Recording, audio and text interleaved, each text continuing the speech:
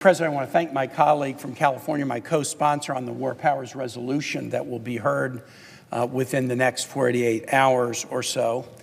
And I spoke on this at some length Thursday before the President launched the U.S. attack on Iran on Saturday morning. And I asked the question, have we learned nothing from 25 years of war in the Middle East? Have we learned nothing? And have we learned nothing from nearly 2 decades plus of war against Iraq and Afghanistan? And I wanted to go into what did the wars against Iraq and Afghanistan mean? Because they mean some things that should compel us to learn some lessons. And then I'll talk about at least a couple of lessons we should learn. In Afghanistan, 2,324 U.S. service members were killed. Uniformed troops and DoD civilian. And 3,917 United States citizens who were contractors were killed. 6,241 people were killed, American service members and contractors. 20,913 military personnel were injured in Afghanistan. The injuries among our contractors is unknown. There was a number that was up to 2,500 by March 2007, but we were there until 2021. The actual number is much higher. So 6,241 Americans killed in Afghanistan, and as far as we know, probably more than 25,000 United States military personnel and contractors were injured. Afghan civilians, 46,319 Afghan civilians' deaths have been directly attributed to the war in Afghanistan. What was the cost to the American taxpayer of the war in Afghanistan? $2.3 trillion total cost, including the interest and the future obligation for veterans' care, for the veterans who served so honorably. So when I ask about have we learned anything in the last 25 years from the war in Afghanistan, those 6,241 deaths, 25,000 injuries, $2.3 trillion should have taught us something. In Iraq, 4,598 U.S. military personnel were killed in Iraq. I remember early in my time as governor going to Iraq to visit the Virginia Guard troops that were deployed there, and going to the base where somebody I went to church with, who was a state employee at our Department of Social Services, had been killed. 4,598 U.S. military personnel killed, and 3,650 U.S. contractors were killed in Iraq, totaling 8,248 American service member contractors killed in Iraq. The total killed in both Iraq and Afghanistan, 14,489 Americans lost their lives. Each one of them had a name. Each one of them had a family. Each one of them had a life of experience. Each one of them had a future that was never to be. We ought to have learned something from this. In Iraq, 32,000 of our troops were injured, and another 10,569 contractors were injured. That should teach us something. And in the Iraqi civilian population, this was a harder one to analyze and estimate, but the estimates are somewhere between 185,000 and 208,000 Iraqi civilians were killed. And the total cost of the Iraq war, to add to the $2.3 trillion of the war in Afghanistan, was $2.9 trillion, and that's the military cost plus the veterans' care. If you add up the cost of both of these wars, the cost of the war, the cost of the veterans' care, and then the interest on the debt we incurred to pay for the war, the total cost to American taxpayers of 25 years of war in Iraq and Afghanistan was nearly $8 trillion. Here's a statistic that stunned me. As of 2021, nearly 31,000 U.S. service members and veterans who served in the 9/11 era, post 9/11 era, died by suicide. 4 times the number of service members who were killed. We should have learned something. We should have learned something. What are the lessons that we should learn from this carnage? From 14,489 of our Americans killed, from 41,000 plus 25, 66,000 of our troops and contractors injured, all this civilian death, all this money. What should we learn? First, that we should not be going into a war in the Middle East or anywhere without a good, solid reason that has had its tires kicked and that has demonstrated that is of a magnitude sufficient to warrant losses that could reach this scale. So what is the reason asserted for going to war with Iran? The president has asserted many reasons. We're doing it to stop their nuclear program, but he had obliterated it 6 months ago, and he had a diplomatic deal that controlled it that he tore up 7 or 8 years ago. So it's not about the nuclear program.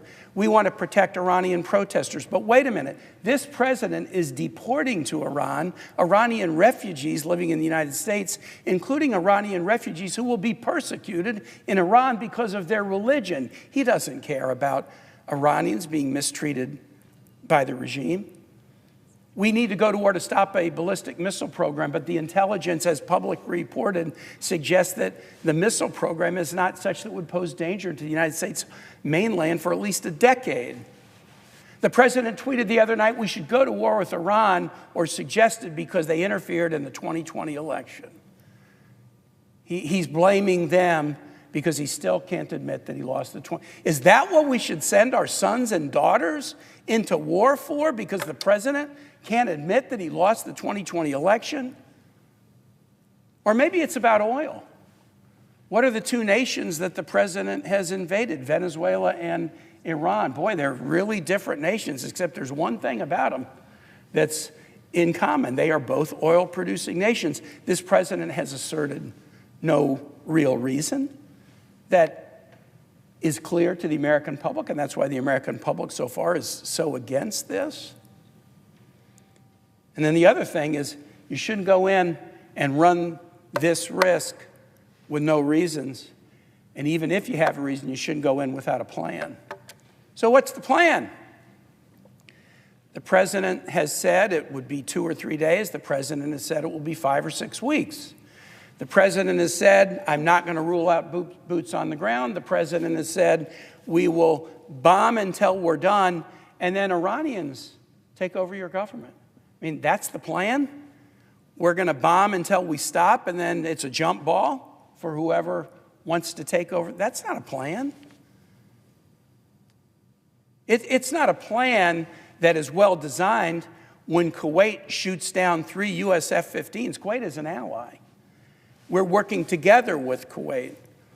And in the opening days of this, if an ally is shooting down 3 U.S. F-15s because, oh, wow, we didn't realize they were U.S.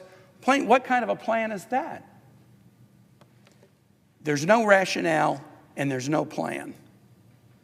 And without a rationale or a plan, why would we ignore the lessons of the last 25 years? Look, I pray, just like we all do, that the consequences of Iran will not be those that I read to you earlier, the consequences of Iraq and the consequences of Afghanistan. But Iran is a bigger nation than both, with a bigger population than both, and a more powerful military than both.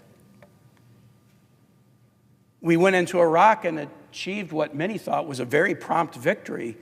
Mission accomplished. We will be viewed as liberators. It seemed like it was smooth sailing a month in. And then 10 years later, those numbers kept racking up and racking up and racking up. Used Lincoln's words from his second inaugural, fondly do we hope, fervently do we pray, that the consequences of a war against Iran will not be what were the consequences of wars against Iraq and Afghanistan, but we would be foolish to stand here and say we know they will not be.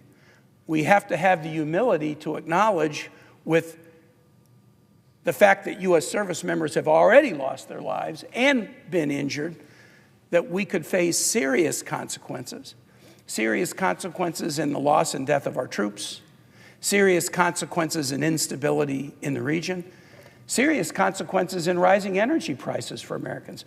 Who in the world will be the chief beneficiary of energy prices going up, the cost of oil going up? I'll tell you who: Vladimir Putin. Russia has an economy that is very centered on oil exports and on the prices of natural gas. And Vladimir Putin has just seen a massive surplus likely come in to the Russian state treasury for a significant period of time, as long as energy prices are elevated by this war in the Middle East. We will have this war powers vote within the next 48 hours or so.